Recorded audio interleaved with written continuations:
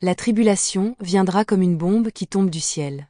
La persécution des chrétiens recouvre une diversité d'actions et de comportements dont le point commun est une répression au caractère injuste, cruel et persistant des croyants chrétiens, de leurs clercs, représentants ou de leurs institutions religieuses par des pouvoirs religieux ou laïques faisant montre d'acharnement voire d'une volonté d'anéantissement. Les premiers chrétiens furent persécutés et ils durent endurer. Comme Abraham leur père avant eux. Sourate 21, les prophètes, ayat 68 à 70, ils dirent, brûlez-le. Secourez vos divinités si vous voulez faire quelque chose pour elles. Nous dîmes, au feu, soit pour Abraham une fraîcheur salutaire. Ils voulaient ruser contre lui, mais ce sont eux que nous rendîmes les plus grands perdants. Cette histoire est similaire à celle de Daniel dans la Bible. Dieu finit par secourir les fidèles du Christ. Livre de Daniel chapitre 6 versets 12 à 28. C'est cela qu'on appelle tribulation. Les aléas, l'aventure, la difficulté, l'épreuve, le hasard, la mésaventure, la vicissitude et la misère. Puis ils se présentèrent devant le roi, et lui dirent au sujet de la défense royale. N'as-tu pas écrit une défense portant que quiconque dans l'espace de 30 jours adresserait des prières à quelque dieu ou à quelque homme, excepté à toi, ô roi, serait jeté dans la fosse aux lions? Le roi répondit, la chose est certaine, selon la loi des Mèdes et des Perses, qui est immuable. Ils prirent de nouveau la parole et dirent au roi, Daniel, l'un des captifs de Juda, n'a tenu aucun compte de toi, au roi, ni de la défense que tu as écrite, et il fait sa prière 3 fois le jour. Le roi fut très affligé quand il entendit cela. Il prit à cœur de délivrer Daniel, et jusqu'au coucher du soleil il s'efforça de le sauver. Mais ces hommes insistèrent auprès du roi, et lui dirent, sache, ô roi, que la loi des Mèdes et des Perses exige que toute défense ou tout décret confirmé par le roi soit irrévocable.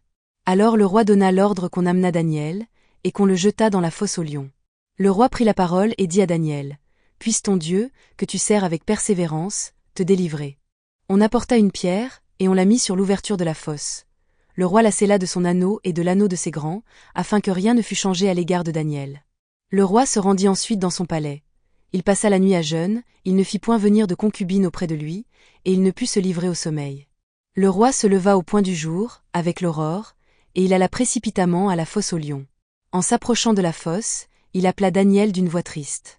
Le roi prit la parole et dit à Daniel, Daniel, serviteur du Dieu vivant, ton Dieu, que tu sers avec persévérance, a-t-il pu te délivrer des lions? Et Daniel dit au roi, Roi, vis éternellement? Mon Dieu a envoyé son ange et fermé la gueule des lions, qui ne m'ont fait aucun mal, parce que j'ai été trouvé innocent devant lui. Et devant toi non plus, ô roi, je n'ai rien fait de mauvais. Alors le roi fut très joyeux, et il ordonna qu'on fît sortir Daniel de la fosse. Daniel fut retiré de la fosse, et on ne trouva sur lui aucune blessure, parce qu'il avait eu confiance en son Dieu. Le roi ordonna que ces hommes qui avaient accusé Daniel fussent amenés et jetés dans la fosse aux lions, eux, leurs enfants et leurs femmes. Et avant qu'ils fussent parvenus au fond de la fosse, les lions les saisirent et brisèrent tous leurs os. Après cela, le roi Darius écrivit à tous les peuples, à toutes les nations, aux hommes de toute langue, qui habitaient sur toute la terre, que la paix vous soit donnée avec abondance. J'ordonne que, dans toute l'étendue de mon royaume, on ait de la crainte et de la frayeur pour le Dieu de Daniel. Car il est le Dieu vivant, et il subsiste éternellement. Son royaume ne sera jamais détruit, et sa domination durera jusqu'à la fin. C'est lui qui délivre et qui sauve, qui opère des signes et des prodiges dans les cieux et sur la terre. C'est lui qui a délivré Daniel de la puissance des lions. Daniel prospéra sous le règne de Darius, et sous le règne de Cyrus, le Perse. C'est Nimrod qui précipita Abraham dans les flammes pour tester le Dieu d'Abraham. Le livre des Jubilés nous dit ceci. Nimrod se met en colère contre Abraham et déclare qu'Abraham sera jeté dans le feu, et si Abraham a raison, c'est-à-dire qu'il existe un vrai Dieu, alors Dieu le sauvera. Abraham est jeté dans le feu et est sauvé par Dieu. Haran, le frère d'Abraham, voit ce qui s'est passé et dit qu'il croit au Dieu d'Abraham. Les premiers chrétiens vécurent ce genre de péripéties en l'honneur de leur foi. Mais Dieu ne les secourut pas tous. Dieu finit par convertir le cœur de l'empereur de Rome César. L'empereur César Constantin affermit son pouvoir, en l'an 324 après Jésus-Christ, en remportant une autre victoire sur le co-empereur païen Licinius, et devient le premier empereur romain chrétien.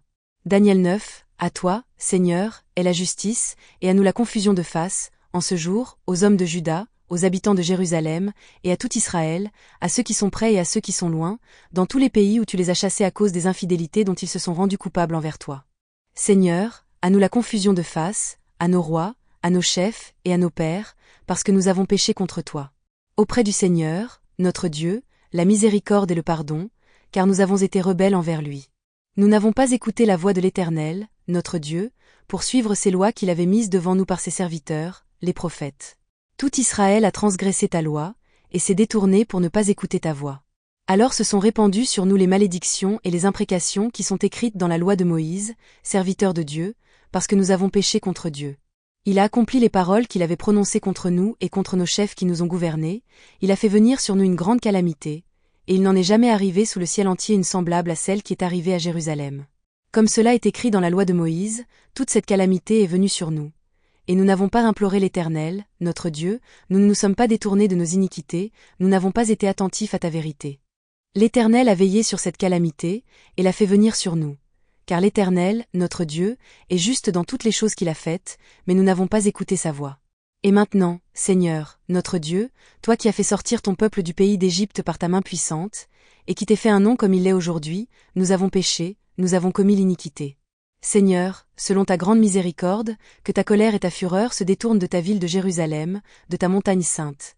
Car, à cause de nos péchés et des iniquités de nos pères, Jérusalem et ton peuple sont en opprobre à tous ceux qui nous entourent.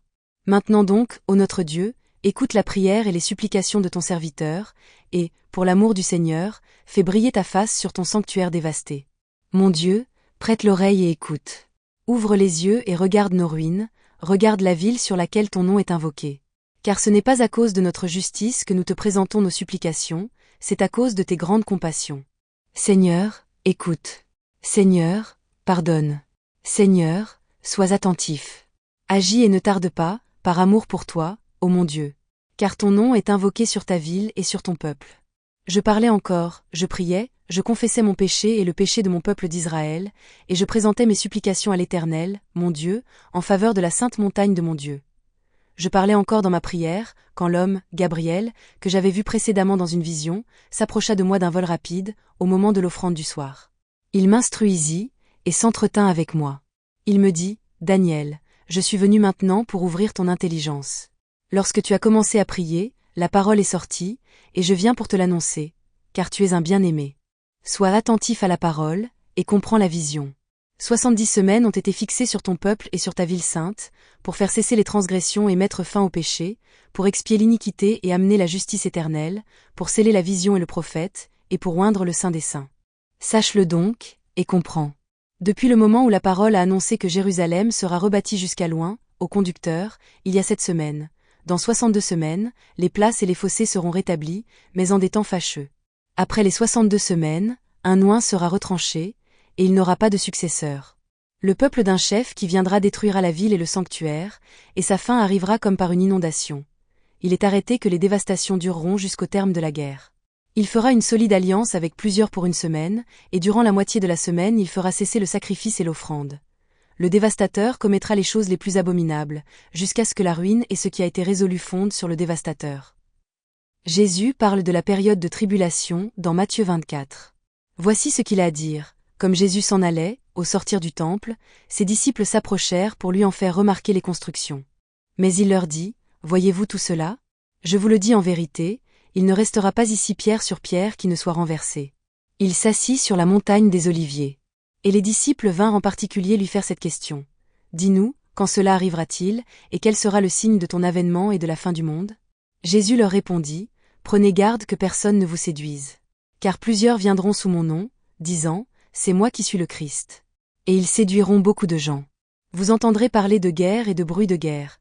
Gardez-vous d'être troublés, car il faut que ces choses arrivent. Mais ce ne sera pas encore la fin. Une nation s'élèvera contre une nation, et un royaume contre un royaume, et il y aura, en divers lieux, des famines et des tremblements de terre. Tout cela ne sera que le commencement des douleurs. Alors on vous livrera au tourment, et l'on vous fera mourir. Et vous serez haïs de toutes les nations, à cause de mon nom. Alors aussi plusieurs succomberont, et ils se trahiront les uns les autres. Plusieurs faux prophètes s'élèveront, et ils séduiront beaucoup de gens. Et, parce que l'iniquité se sera accrue, la charité du plus grand nombre se refroidira. Mais celui qui persévérera jusqu'à la fin sera sauvé. Cette bonne nouvelle du royaume sera prêchée dans le monde entier, pour servir de témoignage à toutes les nations. Alors viendra la fin. C'est pourquoi, lorsque vous verrez l'abomination de la désolation, dont a parlé le prophète Daniel, établie en lieu saint, que celui qui lit fasse attention. Alors, que ceux qui seront en Judée fuient dans les montagnes, que celui qui sera sur le toit ne descende pas pour prendre ce qui est dans sa maison, et que celui qui sera dans les champs ne retourne pas en arrière pour prendre son manteau. Malheur aux femmes qui seront enceintes et à celles qui allaiteront en ces jours-là. Priez pour que votre fuite n'arrive pas en hiver, ni un jour de sabbat.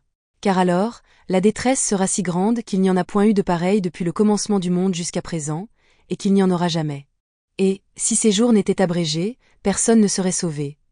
Mais, à cause des élus, ces jours seront abrégés. Si quelqu'un vous dit alors, le Christ est ici, ou, il est là, ne le croyez pas. Car il s'élèvera de faux Christ et de faux prophètes. Ils feront de grands prodiges et des miracles, au point de séduire, s'il était possible, même les élus. Voici, je vous l'ai annoncé d'avance. Si donc on vous dit, voici, il est dans le désert, n'y allez pas, voici, il est dans les chambres, ne le croyez pas. Car, comme l'éclair part de l'Orient et se montre jusqu'en Occident, ainsi sera l'avènement du Fils de l'homme.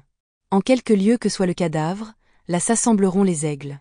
Aussitôt après ces jours de détresse, le soleil s'obscurcira, la lune ne donnera plus sa lumière, les étoiles tomberont du ciel, et les puissances des cieux seront ébranlées. Alors le signe du Fils de l'homme paraîtra dans le ciel, toutes les tribus de la terre se lamenteront, et elles verront le Fils de l'homme venant sur les nuées du ciel avec puissance et une grande gloire. Il enverra ses anges avec la trompette retentissante, et ils rassembleront ses élus des 4 vents, depuis une extrémité des cieux jusqu'à l'autre. Instruisez-vous par une comparaison tirée du figuier. Dès que ses branches deviennent tendres, et que les feuilles poussent, vous connaissez que l'été est proche. De même, quand vous verrez toutes ces choses, sachez que le Fils de l'homme est proche, à la porte. Je vous le dis en vérité, cette génération ne passera point, que tout cela n'arrive. Le ciel et la terre passeront, mais mes paroles ne passeront point. Pour ce qui est du jour et de l'heure, personne ne le sait, ni les anges des cieux, ni le Fils, mais le Père seul. Ce qui arriva du temps de Noé arrivera de même à l'avènement du Fils de l'homme. Car, dans les jours qui précédèrent le déluge, les hommes mangeaient et buvaient, se mariaient et mariaient leurs enfants, jusqu'au jour où Noé entra dans l'arche.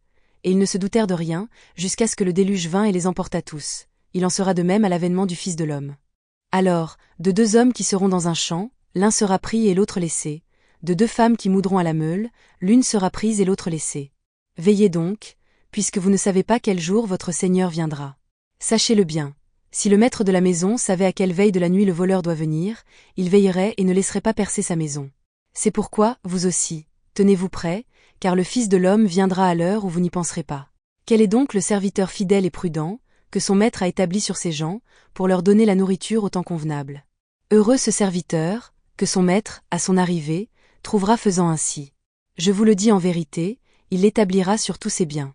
Mais, si c'est un méchant serviteur, qui dit en lui-même, mon maître tarde à venir, s'il se met à battre ses compagnons, s'il mange et boit avec les ivrognes, le maître de ce serviteur viendra le jour où il ne s'y attend pas et à l'heure qu'il ne connaît pas, il le mettra en pièces, et lui donnera sa part avec les hypocrites. C'est là qu'il y aura des pleurs et des grincements de dents. C'est ainsi qu'il reviendra en sauveur, après que son père est détruit, il reviendra reconstruire.